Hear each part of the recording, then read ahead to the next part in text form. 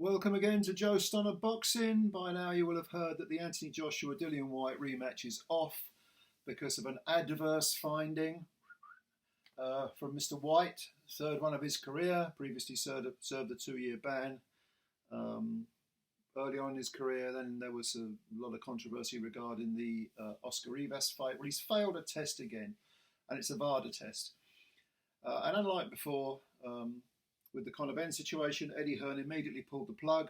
I don't know whether this is because he didn't want a repeat of the absolute farce that was the Conor Benn debacle. All that, attempt at spinning and being obscurantist about the whole thing. And, the whole thing was just a PR disaster. Maybe he thought, Dillian Whyte, no, he's a free agent. He's someone who I've had a business relationship with, but who is not one of my fighters and hasn't necessarily always spoken well of me. Sorry, mate, you're on your own. That seems to have been Hearn's attitude.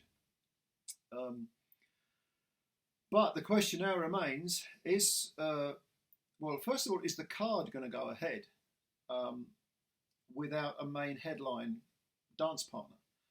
And if we are going to have a replacement for Whyte, who's it going to be? Now, I've heard some people say that what might happen is that Gerald Washington, who is being brought over to face Derek Chisora, may take the place of Whyte. I think this is an absolutely appalling idea. Absolutely terrible. Not just because nobody knows who the hell Washington is over here, and don't forget this is on pay-per-view, but even if they kicked the pay-per-view thing into touch and just made it a standard DAZN show, Gerald Washington has got all 5 of his defeats. He's got 5 defeats on his record. Have been in his last, I think it's 7 or 8 fights, and they're all by knockout. And he's about 40 now. I thought he was younger, but apparently he's about 40, 41. He's a big lad, 6'6", and can't take anything resembling punishment. The only fight where he showed any kind of durability, even though he was rocked and socked, was when he somehow managed to knock out Robert Helenius. Now, he is a permanent knockout victim waiting to happen. And some people have said, yes, but AJ's, his confidence was in the sewer. You look at his meltdown after the second Usyk fight. What he needs is somebody who can just knock him over, and Bob's your uncle, everyone thinks it's great, and so on. Absolute rubbish. Okay, absolute rubbish. I'll tell you why. AJ is supposed to face Deontay Wilder at the end of the year. In order to build up his confidence, he's got to have a live opponent in the opposite corner. Knocking over a Gerald Washington won't make a damn bit of difference to his psyche, to his psychology. It'll give him a false sense of security, and it will make him feel like a fraud. And if anything, it will diminish his confidence. It may elevate it, shall we say, for the casuals who are watching, but for Joshua himself, no. If he'd gone in with Whyte, he would have had a highly motivated opponent. I know Whyte's damaged goods, to put it mildly. He's lost 2 of his last 4 by uppercut knockout. But he wanted revenge over Joshua. And he would have come swinging, and he'd have gone out on his shield, like he always does. I would have picked Joshua to knock Whyte out, right? But he might have got rounds, 6, 8, maybe 10 rounds against Whyte. And he would have knocked, let's say he'd come through it and he dominated, or he knocked out his opponent, an old foe. His confidence would have genuinely risen. A Gerald Washington knockout means absolutely nothing whatsoever. It's a completely meaningless, facile endeavour. And I've heard some people say, well, what about putting Chisora in with him? Are you serious? Derek Chisora? In my opinion, Chisora and Washington, I'd prefer it if they both retired. I mean, Del Boy's probably past the point where I'm sure that long, grueling career, punctuated by that complete, disgusting cash grab mismatch last year against Fury, the beating he took, he's going to be walking on his heels later in life. He's probably past the point of no return. Washington is certainly getting that way. But the idea of Chisora going in with AJ, let's say AJ knocks him out in a round, people just say, well, he was shot, he should be doing that. Say he struggles with Chisora and goes 8 rounds, is that really going to elevate his confidence? No, it will bring it down. I absolutely think so. Now, some people have made unrealistic choices of opponent suggestions. Frank Sanchez, Hrgovic. You've only got a week. These things take time to put together, and certainly you've got to crunch the numbers. The money's got to be realistic. And would they be prepared to take it at a week's notice? Maybe they would. I don't know, but I don't see them as realistic propositions. Interestingly, Michael Hunter, who was actually in camp with AJ helping him get ready for Whyte, was interviewed moments, this must have been just a few minutes, after the news of Whyte's failed test. And he said in an interview, I can't remember who it was with, was it Boxing Social or one of those channels? He said, oh, yeah. When he was asked, he said, I'll do it. I'll come in. I'm ready. I'm fighting fit. I've been in camp with him. Bear in mind what happened to Joshua the last time he took a late substitute against Ruiz. He got bounced around the ring like a bloody basketball. So I don't know about that. That's a dangerous one. High risk, low reward?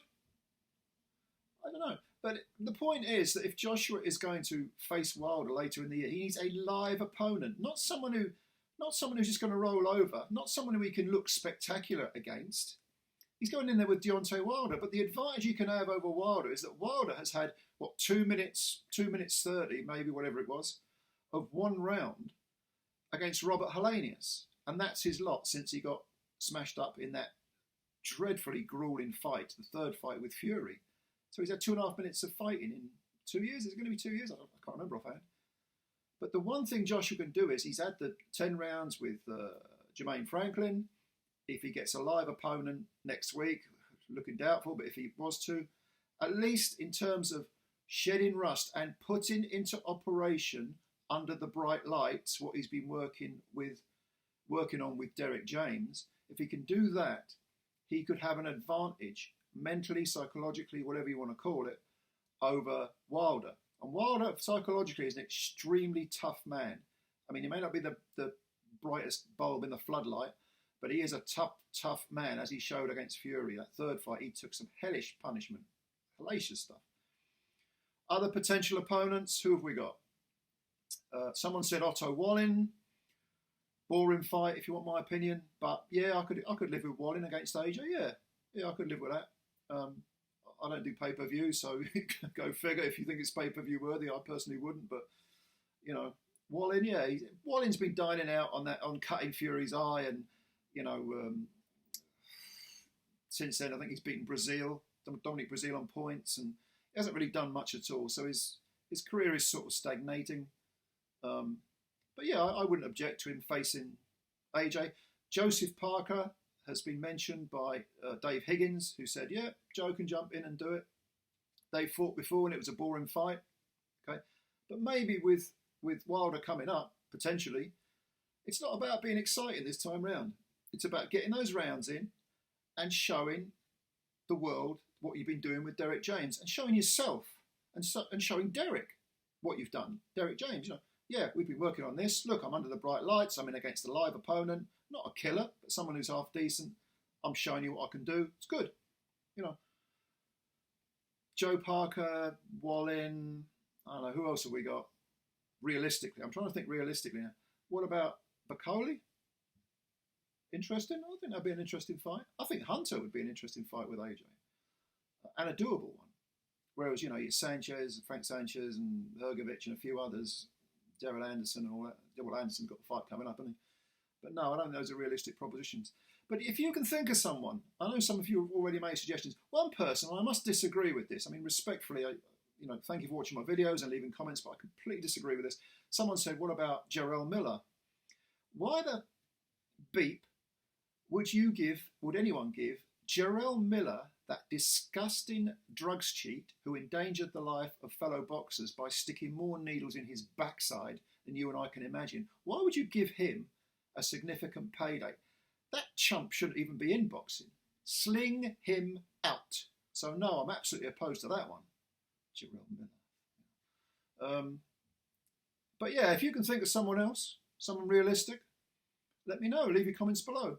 And of course, thank you for watching as always. I appreciate your time. If you're new to the channel and you'd like to subscribe, hit the subscribe button. That's a big help to us. And hit the like button as well. and I'll read your comments and I'll let you know what I think. And yeah, take care of yourselves. Bye for now.